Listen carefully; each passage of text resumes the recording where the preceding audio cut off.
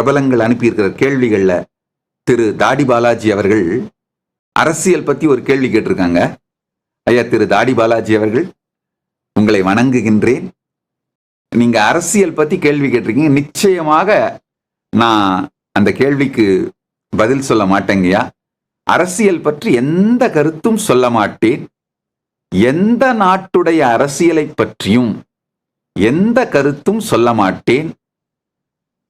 சொல்ல மாட்டேன் மட்டுமில்ல, கருத்தை நானே வைத்துக் கொள்வது கூட இல்லை. ஒரு சின்ன ரகசியம் சொல்லிடுறேங்கய்யா. அதாவது நான் 24 மணி நேரமும்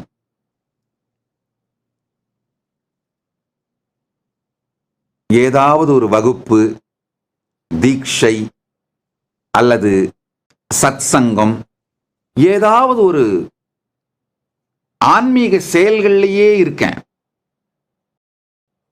பேசிக்கிட்டே இருக்கேன், மக்களை பார்த்துக்கிட்டே இருக்கேன். அதனால ஏதாவது ஒரு அரசியல் பற்றி, அரசியல்வாதிகளை பற்றி ஒரு கருத்தை நான் உள்ளுக்குள்ள வச்சிருந்தேன்னா அத சொல்லாமல் இருந்தாலும் அது உள்ளுக்குள்ள அப்படியே ஒரு லோடு மாதிரி இருக்கும். சொன்னாலும் தேவையில்லாத சச்சரவு, என்னுடைய வாழ்க்கைக்கு சம்பந்தம் இல்லாதது. அதனால கருத்துக்களை சொல்லாமல் இருப்பது மட்டுமல்ல, அது மாதிரியான கருத்துக்களை வைத்துக் கொள்ளாமலே இருப்பதுன்ற முடிவெடுத்ததுனாலதான் எந்த கருத்துக்களையும் அரசியல் பற்றி, அரசியல்வாதிகள் பற்றி எந்த கருத்துக்களும் நான் வைத்துக் கொள்வதே இல்லை. அவங்க அரசியல்வாதிகள் தவறு அப்படின்லாம் நான் சொல்லவே வரல. தவறு சரின்ற அந்த நோக்கத்திலெல்லாம் கூட நான் போகவே இல்லை. கருத்தே வைத்துக் கொள்வதில்லை, கருத்து சொல்வதும் இல்லை. ஏன்னா அது என்னுடைய வாழ்க்கைக்கு சம்பந்தம் இல்லாதது. நாங்கள் அரசியலை கடந்த ஆன்மீக தேசம். இங்க முழுக்க முழுக்க பணத்திற்கு மதிப்பே கிடையாது, வரி கிடையாது, இராணுவம் கிடையாது, எந்த விதமான இந்த காவல்துறை அந்த மாதிரிலாம் எதுவுமே கிடையாது.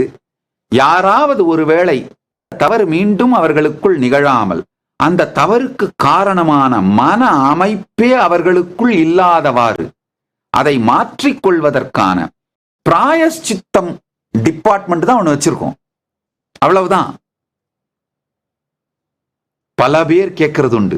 பல ஈவன் கடந்த சத்சங்கங்கள்லாம் கூட வர்ற மிகப்பெரிய கேள்வி, இது எப்படி ஒரு நிரந்தரமான அமைப்பாக மாற முடியும்?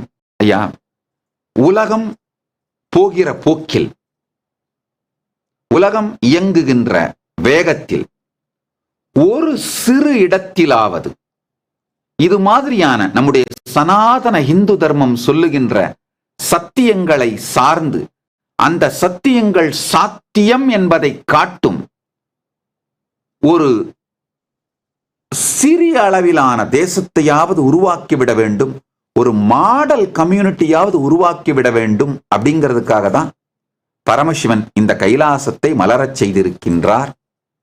இது சாத்தியம் என்பதை நிரூபித்து விட்டோம். Nityanandam, thank you for watching, and if you found the video enlightening, please give it a like, share it with your loved ones, and subscribe to stay connected with us. Don't forget to click the bell icon to receive the notifications.